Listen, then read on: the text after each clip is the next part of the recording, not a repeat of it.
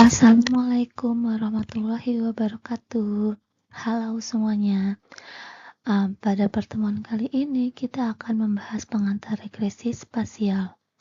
Setelah pada modul sebelumnya kita mempelajari autokorelasi spasial menggunakan indeks Moran dan Lisa, sekarang kita akan melihat bagaimana konsep tersebut diterapkan dalam analisis regresi. Tujuan pembelajaran hari ini adalah agar teman-teman memahami mengapa regresi linear biasa sering gagal ketika digunakan pada data spasial. Sebelum masuk ke regresi spasial, mari kita ingat kembali ya asumsi penting pada regresi linear biasa atau ordinary least square.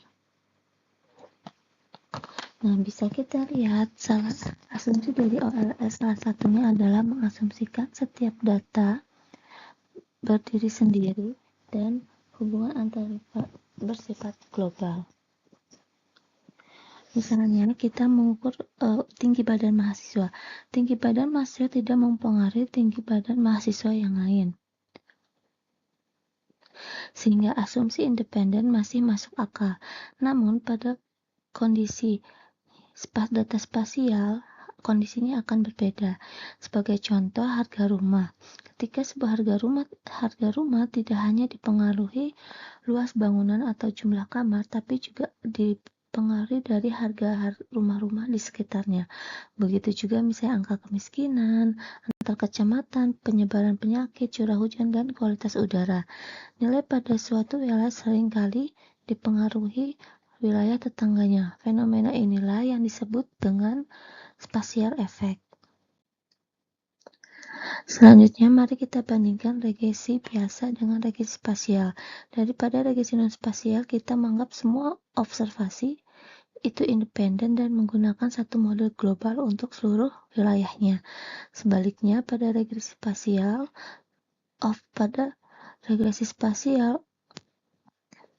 kita menganggap observasi saling terkait dan sifat parameter bersifat lokal atau bisa berbeda tiap lokasi.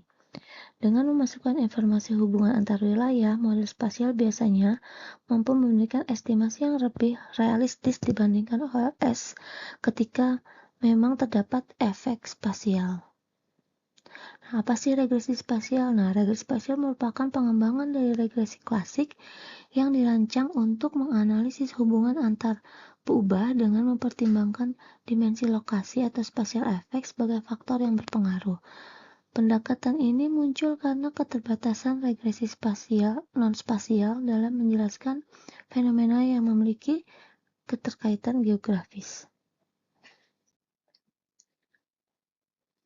Dalam analisis spasial, terdapat dua permasalahan utama. Yang pertama adalah heterogenitas spasial, dan yang kedua adalah dependensi spasial. Heterogenitas spasial artinya hubungan antar peubah bebas dan peubah respon tidak sama di semua wilayah, atau hubungannya ini unik.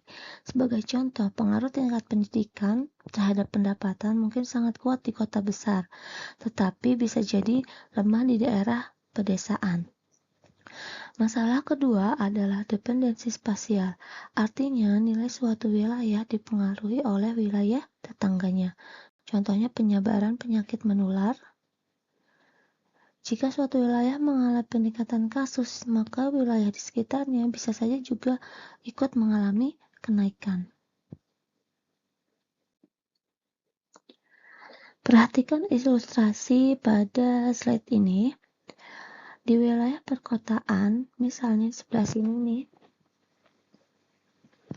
pengaruh pendidikan terdapat pendapatan sangat kuat dengan misalnya Y sama 3X, 3 itu adalah betanya. Sedangkan di wilayah pedesaan, Y sama dengan 1X, artinya pengaruh pendidikan lebih kecil karena nilai betanya ini 1. Artinya satu model global tidak mampu menjelaskan seluruh wilayah dengan baik. Jika kita memaksakan menggunakan satu persamaan regresi untuk semua wilayah, maka sebagian wilayah akan mengalami kesalahan prediksi yang cukup besar. Untuk kondisi seperti ini, biasanya digunakan metode Geographically Weighted Regression atau GWR yaitu regresi yang mengestimasi parameter secara lokal. Nah, inilah yang disebut dengan heterogeneous spasial. Jadi, ketika ada efek spasial dan memang model global atau ALS saja tidak cukup.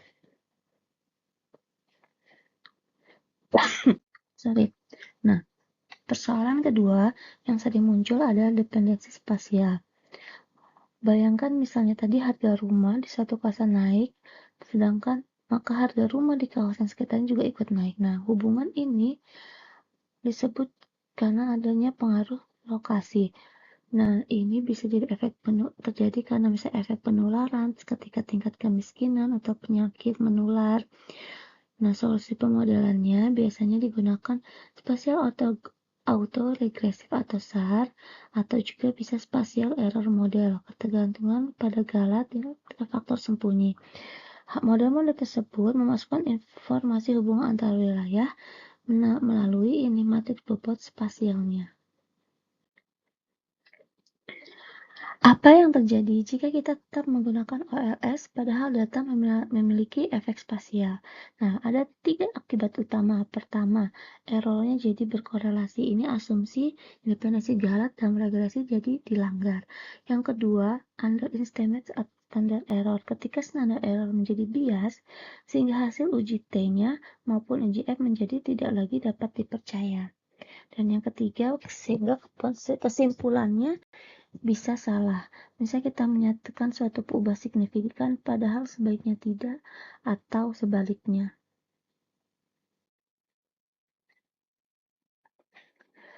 Sebelum membangun model spasial, kita dapat melakukan pemeriksaan sederhana melalui peta residualnya. Kita bisa lihat apakah residualnya atau sisaan dari regresinya itu acak atau tidak. Jika seperti pada gambar sebelah kiri, itu artinya residualnya acak. Model regresi global itu sudah cukup. Tapi jika pola residualnya membentuk pola tertentu, misalnya di sini adalah cluster, maka regresi sederhana atau global tidak cukup sehingga butuh efek spasial.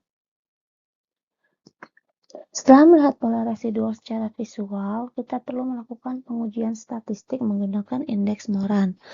Nah, ini kemarin sudah kita pelajari ya di modul sebelumnya bagaimana cara mendapatkan dan menginterpretasinya. Jika nilainya mendekati 0, maka dia acak. 0 diterima tidak ada pola spasial. Jika kita mendekati -1, maka lokasi berdekatan memiliki nilai yang berbeda atau dia autokorelasinya negatif. Sedangkan jika mendekati 1, H1 diterima, lokasi berdekatan memiliki nilai serupa atau autokorelasi positif. Apabila uji Moran menunjukkan hasil signifikan, maka kita dapat menyimpulkan bahwa residual masih memiliki autokorelasi spasial dan OLS belum memadai. Uji diagnostik kedua setelah mengetahui efek spasial memang ada.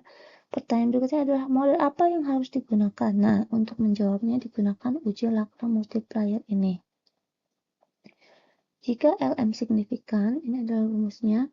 Jika LM signifikan, berarti pengaruh spasial berasal dari perubahan dependen, sehingga model yang sesuai adalah spasial autokorelatif model atau sel.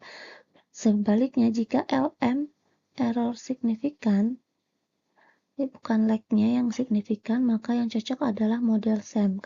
Hal ini berarti ketergantungan spasial berasal dari galatnya, bukan dari perubahan dependennya. Nah, ini adalah diagram alur keputusan pemodelan model spasial. Bisa kita mulai dengan estimasi OLS, lalu buat model regresi klasik. Setelah itu kita uji. Lalu yang kedua adalah uji Moran, uji autokorelasial pada galatnya. Jika dia tidak signifikan, uji Morannya tidak signifikan, lalu kita berhenti, berarti model OLS sudah cukup. Sedangkan jika signifikan, kita lanjutkan lagi dengan uji Lagrange multiplier. Nah, di uji Lagrange multiplier ini, jika LM lag-nya signifikan, kita akan menggunakan model SAR.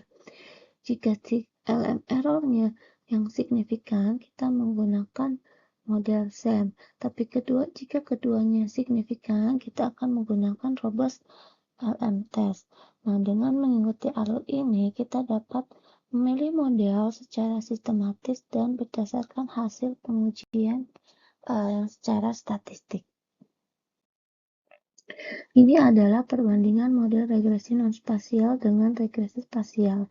Pertama, ini misalnya adalah regresi non-spasial yang biasa atau OLS modelnya seperti ini. Y sama dengan beta 0 ditambah beta 1x ditambah beta 2x plus error. Nah, pengaruh pendidikan dan pengalaman terhadap pendapatan ini bisa seperti ini contohnya. Maknanya, setiap individu atau wilayah tidak saling mempengaruhi. Tambahan 1 tahun pendidikan meningkatkan pendapatan dengan jumlah yang sama di semua kota atau desa. Pengaruhnya sama di semua wilayah atau B-nya konstan. Lalu yang kedua adalah model SAR dengan dependensi. Nah, ini adalah model umumnya. Makna dari ilustrasi ini adalah pendapatan suatu wilayah dipengaruhi oleh wilayah sekitarnya. Contohnya, kota kaya membuat daerah sekitar ikut meningkat. Nah, ini bisa semua wilayah saling terhubung. Adanya ketergantungan spasial atau misalnya efek menular. Nah, yang ketiga model yang biasa dipakai adalah GWR. Tadi yang sudah sempat kita singgung ya. Untuk model GWR ini modelnya nanti akan berbeda setiap lokasi, makanya di sini modelnya ada YI-nya. Makna ilustrasi ini, pengaruh pendidikan akan berbeda di setiap lokasi. B-nya tidak konstan. Setiap wilayah punya karakteristik unik. Di sini misalnya di kota pendidikan berpengaruh tinggi, sedangkan di desa pengaruh pendidikan lebih kecil. Jadi nanti model regresinya di kota besar ini seperti ini misalnya, sedangkan di kota kecil karena dia tidak terlalu tinggi pengaruhnya maka lebih landai. Nah, jadi setiap daerah akan memiliki model masing-masing. Jadi kesimpulan akhirnya, data geografis hampir tidak pernah independen. Mengabaikan lokasi berarti mengabaikan sebagian dari realitas dependensi dan heterogenitas. Yang kedua, OLS sering menyesatkan pada data spasial. Itu bisa memicu bias standar error, hasil dan keputusan yang salah sehingga kebijakannya yang salah. Dan yang ketiga, diagnostik adalah kunci. Selalu gunakan GALAT dengan pengujian indeks moral dan uji Lagrange. Pada pertemuan berikutnya, kita akan mempelajari secara lebih mendalam model-model regresi yang sudah disebutkan, SAR, SEM, dan GWR. Oke, terima kasih atas perhatiannya. Semoga bermanfaat. Wassalamualaikum warahmatullahi wabarakatuh.